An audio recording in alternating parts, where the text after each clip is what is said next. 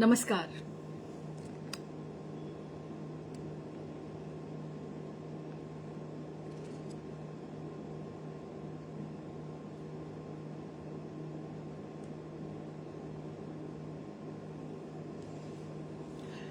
नमस्कार, मेरा नाम है डॉक्टर कविता सिंह प्रभा और आप देख रहे हैं कार्यक्रम एक कहानी दो कविताएं कविता प्रभा राष्ट्रीय साहित्य समूह के प्रोफाइल पेज पर। और मैं हूं डॉक्टर कविता सिंह प्रभा, संस्थापक कविता प्रभा राष्ट्रीय साहित्य समूह। और हर मंगलवार को अपने प्रोफाइल पेज पर मैं लेके आती हूं एक कार्यक्रम जिसका नाम है एक कहानी दो कविताएं शाम 7 बजे। और आज भी मैं आपके लिए एक सुप्रसिद्ध रचनाकार की एक कहानी दो कविताएं लेकर आई हूं। जी हाँ, इसमें मैं अपनी कहानी और कविताएं नहीं सुनाती हूं, इसमें मैं अपने मित्रों की और प्रबुद्ध जन की कहानी और कविताएं सुनाती हूं। आप भी मुझ तक अपनी कहानी और दो कविताएं पहुंचाइए, शेयर कीजिए। मैं जरूर आपकी कहानी इस कार्यक्रम में सम्मिलित करूंगी। नमस्कार कविता कुमारी शर्मा जी, बहुत बहुत स्वागत है आपका। और कृपया धन्यवाद देती हूं कि आप जुड़े और हमारे साथ जुड़ गई हैं रेखा सिंगला मित्तल जी, मेरी प्रिय मित्र। मैं उन्हें जन्मदिन की हार्दिक बधाई देती हूं। और साथ ही मैं सोच रही थी कि इस कार्यक्रम के बाद आपको फोन करती हूं और बधाई देती हूँ। ये तो बहुत अच्छी बात हुई कि आप यहीं आ गई हैं और आपको जन्मदिन की हार्दिक शुभकामनाएं। बहुत प्रिय मित्र हैं मेरी और आज उनका जन्मदिन है, तो मैं चाहूंगी सब लोग अपने कमेंट बॉक्स में उनके लिए हैप्पी बर्थडे लिखिए। हैप्पी बर्थडे रेखा, जन्मदिन मुबारक हो रेखा। बहुत बहुत खुश रहो और यूं ही घूमते रहो, साहित्य सेवा करते रहो और खुश रहो। और आज जो तुमने कविता अपना संदेश लिखा था वो बहुत अच्छा है कि अपने लिए भी कुछ करना चाहिए। मैं देख रही हूं हमारे साथ अपर्णा अतुल दुबे जी जुड़ गई हैं, मैं उनका हृदय से स्वागत करती हूं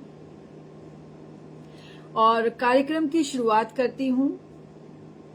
हाँ, अगर हो सके रेखा तो प्लीज ये लिंक जो है आप व्हाट्सएप ग्रुप में हमारे में शेयर कर दीजिए ताकि लोग शीघ्र से शीघ्र जुड़ जाएं। बिल्कुल, रेखा जी का बर्थडे है आज और बहुत अच्छी मित्र हैं हमारी। धन्यवाद कविता कुमारी शर्मा जी, अपर्णा जी, बहुत धन्यवाद। चलिए हम बढ़ते हैं। मैं बस वेट कर रही हूं कि जिन रचनाकार की आज मैं एक कहानी और दो कविताएं सुनाने वाली हूं वो आ जाएं, लेकिन आपको मैं उनका नाम बता देती हूं, साथ ही उनका थोड़ा परिचय भी मैं दे देती हूं, तब तक शायद वो जुड़ जाएंगे। आज जिन रचनाकार की मैं कहानी और दो कविताएं लेकर आ रही हूं उनका नाम है कंचन माला अग्रवाल कंचन जी। कोयम्बटूर तमिलनाडु से हैं वे और वो भी मेरी बहुत अच्छी मित्र हैं। उनसे मुलाकात तब हुई जब हम पोस्टिंग पर कोयम्बटूर गए और वहाँ एफओ स्कूल में मैंने भी हिंदी टीचर के पद पर ज्वाइन किया वहाँ, और वे वहाँ पर पहले से ही हिंदी अध्यापिका थीं। और इस तरह से जो दोस्ती तब हुई, हालांकि हमारी उम्र में बहुत अंतर है, लेकिन दोस्ती के लिए उम्र मायने नहीं रखती और हम आज तक जुड़े हुए हैं। जबकि उस बात को अगर मैं कहूँ तो 15 साल हो गए हैं कोयम्बटूर को कम से कम छोड़े हुए मुझे, लेकिन 15-16 साल, लेकिन वो ऐसा लगता है कल की ही बात है। उनसे अभी भी जुड़ी हुई हैं और मैं आपको बताना चाहूंगी जब उनका परिचय दूंगी कि क्या खास बात है इस दोस्ती में। तो कंचन माला कंचन जी की आज मैं एक कहानी दो कविताएं लेकर आई हूं। वो बहुत ही छोटी छोटी कविताएं और छोटी ही कहानी लिखती हैं। तो जल्दी ही कार्यक्रम ये समाप्त हो जाएगा। शिक्षा एवं संप्रति में बताना चाहती हूँ, वे एमए संस्कृत और बीएड हैं। सेवानिवृत्त अध्यापिका हैं वायुसेना विद्यालय कोयम्बटूर से। पूर्व सह संपादिका बरेली मेल की वो रही हैं। बिल्कुल बिल्कुल। रेखा और उमंग जी, मतलब ये दो ऐसे मित्र हैं कि जिनके साथ जाकर हम दुनिया भूल जाते हैं और भूल जाते हैं कि हमारी उम्र क्या है, और खूब मस्ती करते हैं हम। तो ऐसे दोस्त होने जरूरी हैं जो आपको आपकी उम्र भुला दें, आपको भी भुला दें, और फिर से हम बच्चे बन जाएं, वो जरूरी होता है।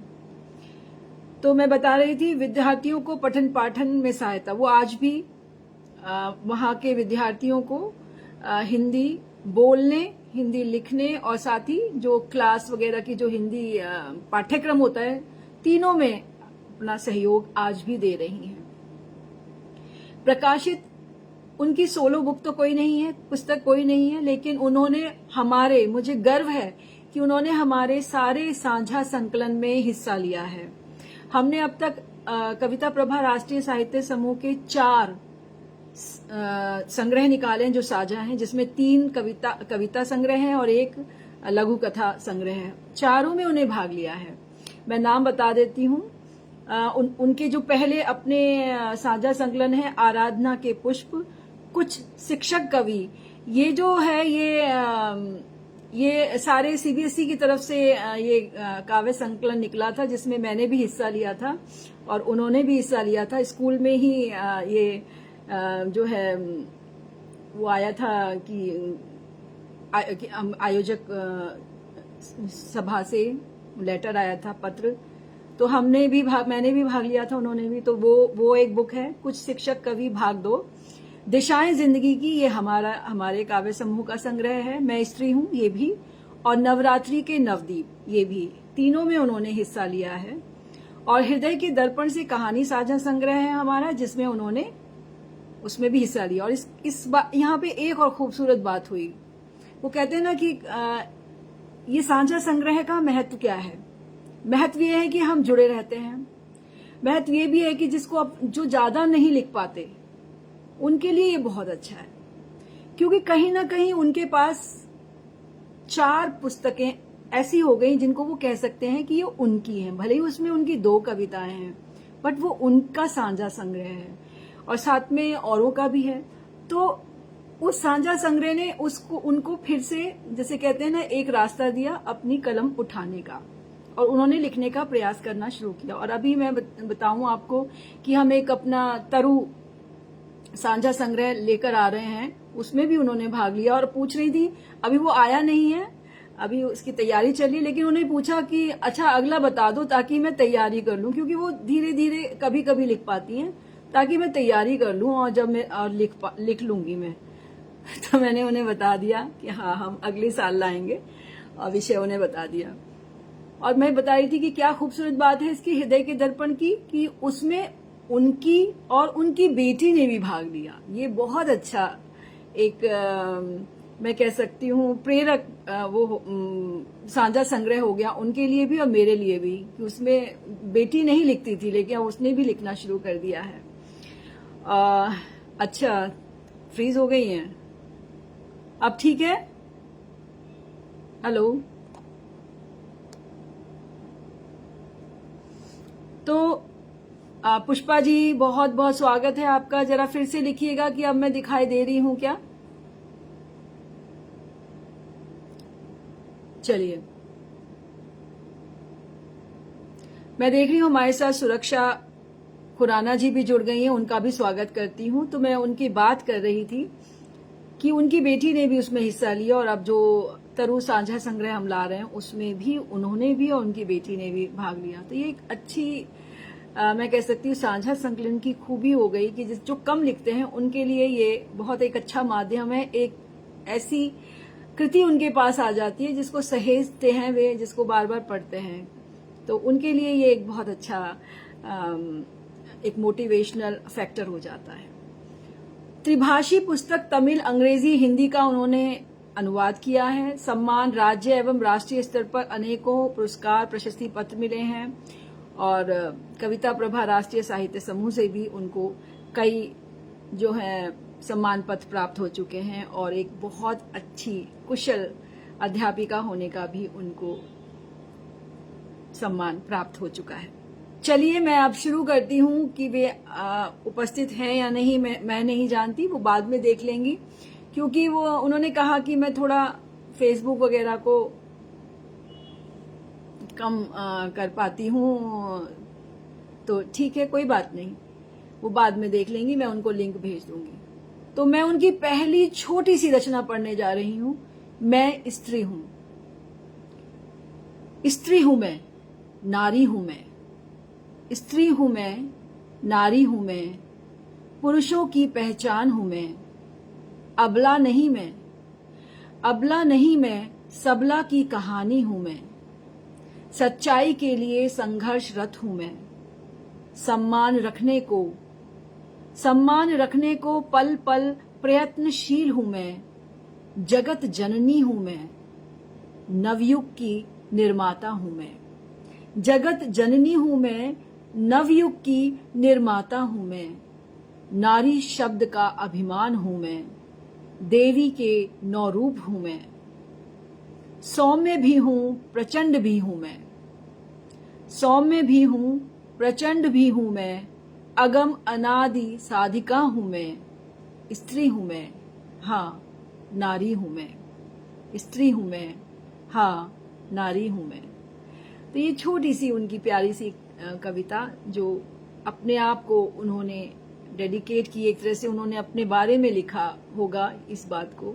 बिल्कुल बहुत ही उनकी जो पर्सनैलिटी है, जो व्यक्तित्व है, वो बहुत ही सौम्य है, लेकिन बहुत कुशल अध्यापिका रही हैं और बहुत सुंदरता से, बहुत ही मेहनत से बच्चों को पढ़ाती थी, क्योंकि कोयम्बटूर में हिंदी भाषी बच्चे ज्यादा थे एयरफोर्स स्कूल में, लेकिन सबको एक एक शब्द लिखवाना, 10-10 बार लिखवाना, उनको बुलवाने की प्रैक्टिस करना, सब उनसे सीखा मैंने कि कैसे हमें पढ़ाना चाहिए।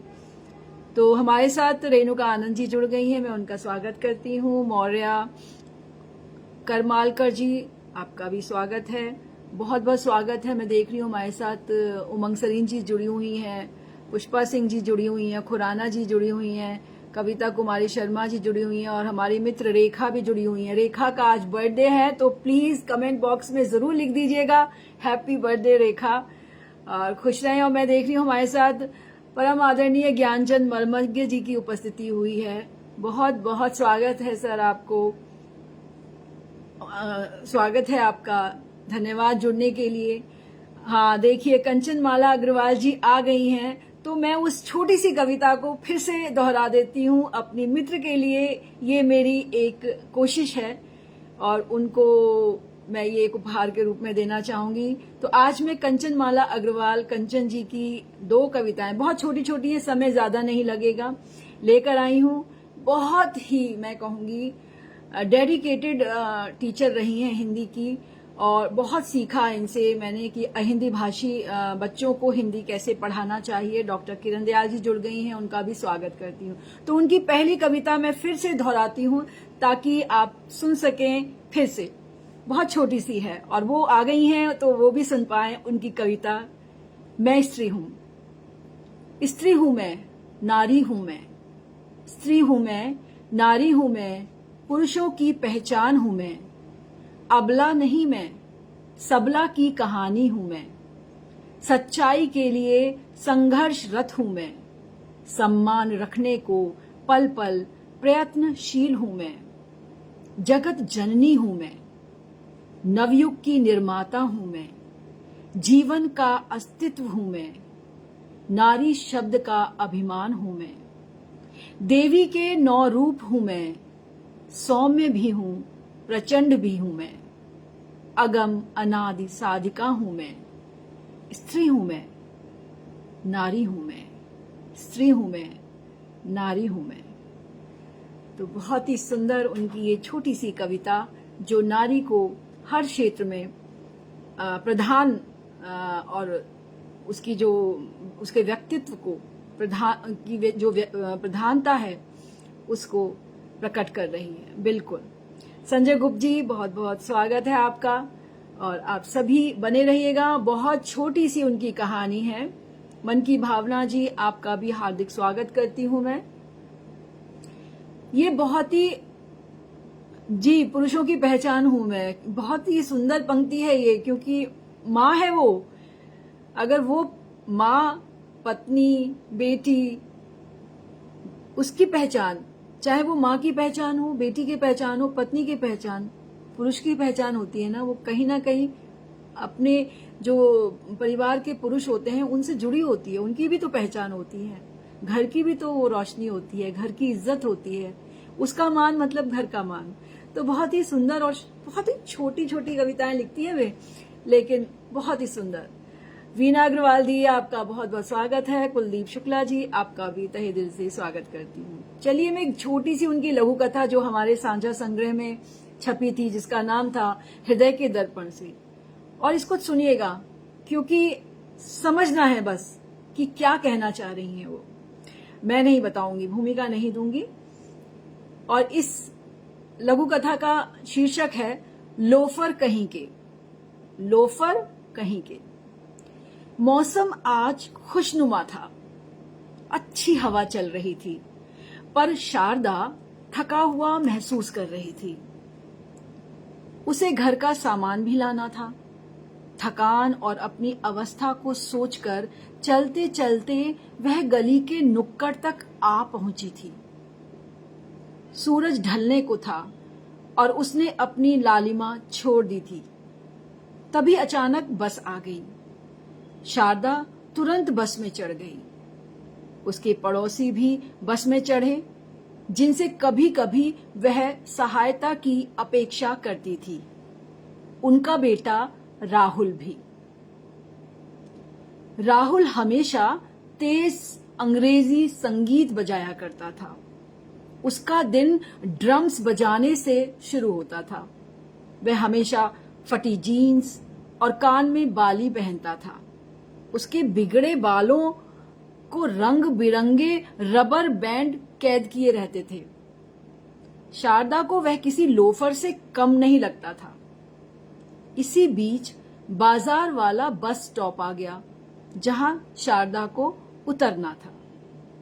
बस से उतरते समय पीछे से जल्दबाजी में राहुल उन्हें धक्का देते हुए निकल गया। अचानक शारदा जी के मुंह से निकल गया, ए लोफर कहीं के। उस दिन बाजार में बहुत भीड़ थी। सामान से लदी शारदा किसी तरह बस में चढ़ी। घर वाला बस स्टॉप आ गया था। घर की सड़क बहुत सुनसान थी। अचानक लाइट भी चली गई। चारों ओर अंधेरा गहरा हो गया। तभी पीछे से एक चोर शारदा का पर्स छीनकर भाग निकला। वह जोर से चिल्लाई, पर अंधेरे में कोई कुछ समझता इससे पहले ही उसका पर्स बहुत दूर जा चुका था। तभी उसे एक परछाई चोर के पीछे भागती हुई दिखाई दी। कुछ समय बाद वही परछाई शारदा का पर्स लेकर उसके सामने खड़ी थी। अकस्मात ही लाइट आ गई। उस व्यक्ति के हाथ में अपना पर्स देखकर शारदा की आंखें भर आईं। पर्स लौटाने वाले ने फटी जीन्स और कान में बाली पहनी थी। उसके बिगड़े बालों को रंग बिरंगे रबर बैंड ने कैद कर रखा था। तो यह थी कहानी, लघु कथा लोफर कहीं के। तो कई बार हम आज की जो जनरेशन है, पीढ़ी है, उसके रंग रूप से हम उनके विषय में गलत धारणा बना लेते हैं और हमें लगता है कि शायद हम जो पुराने जमाने के हैं वही सही है। हमारा ही जो पहनना ओढ़ना है या हमारी जो तरीका है वही सही है। हमने ही पढ़ाई अच्छी की, हम ही माता पिता की आज्ञा मानते थे, हम ही लायक बच्चे थे। कभी कभी हम ज्यादा हम नहीं करने लग जाते। नया जमाना है, बच्चों को नए जमाने के साथ चलना है, उनसे पीछे नहीं रहना है। तो कहीं ना कहीं हमें बच्चों को भी समझना होगा कि वो देखने में भले ही कैसे हों, लेकिन जब वो किसी से जुड़ेंगे या आपसे जुड़ेंगे तो वे भी शायद हमारे जैसे ही होते हैं, बस वो अपना रंग रूप ऐसा बनाते हैं जो समाज में फैशन चल रहा होता है। जी बिल्कुल। तो ये एक बहुत ही प्रभावशाली कहानी, क्योंकि देखिए अगेन मैं कहती हूँ, विद्यार्थी उसे जुड़ी रही हैं, वे जानती हैं कि आजकल के बच्चे कैसे हैं, और लेकिन वो इसका मतलब ये नहीं है कि वे जो है प्यार नहीं करते या अनुशासन में नहीं रहते, वो अलग बात है। उनका वो जो झल्लापन है वो आज के जमाने को मैच करने के लिए होता है, क्योंकि सब कूल बनना चाहते हैं, लेकिन इसका मतलब ये नहीं है कि वे अपनी जिम्मेदारियां नहीं निभाते। जब जिम्मेदारियां उन पर आती हैं वे हमसे भी बेहतर काम करते हैं। जी हाँ, तो ये थी एक कहानी उनकी, बड़ी प्यारी सी, लोफर कहीं के। अब एक और मैं उनकी छोटी सी कविता सुना रही हूँ। नारी तुम प्रेम हो। मैं देख रही हूँ हमारे साथ सुषमा श्रीवास्तव जी जुड़ गई हैं, कंचन माला जी तो जुड़ी हुई हैं, साथ ही हमारे साथ आचार्य शैलेंद्र पराशर जी जुड़े हैं, उनका भी मैं हृदय से स्वागत करती हूँ। जी, नारी तुम प्रेम हो।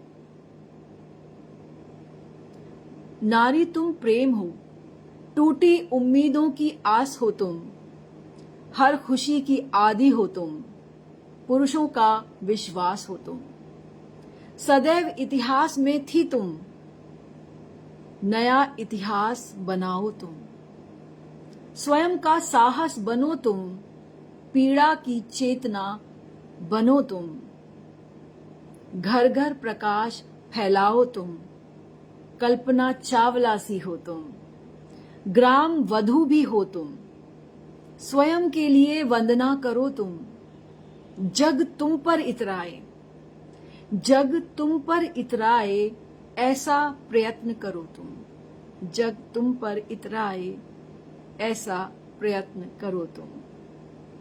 तो ये एक और छोटी सी नारी को समर्पित उनकी कविता।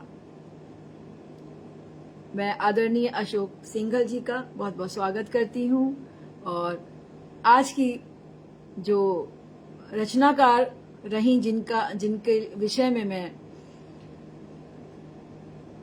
बता रही थी, वो बहुत ही डेडिकेटेड, समर्पित हिंदी अध्यापिका रही हैं। अभी भी वो इवनिंग क्लासेस लेती हैं, बच्चों को, बड़े बच्चों को भी हिंदी बोलना, हिंदी पढ़ना और लिखना सिखाती हैं। बहुत हिंदी की सेवा कर रही हैं हिंदी भाषी क्षेत्र में, और बहुत गर्व होता है कि ऐसी मित्र है मेरी।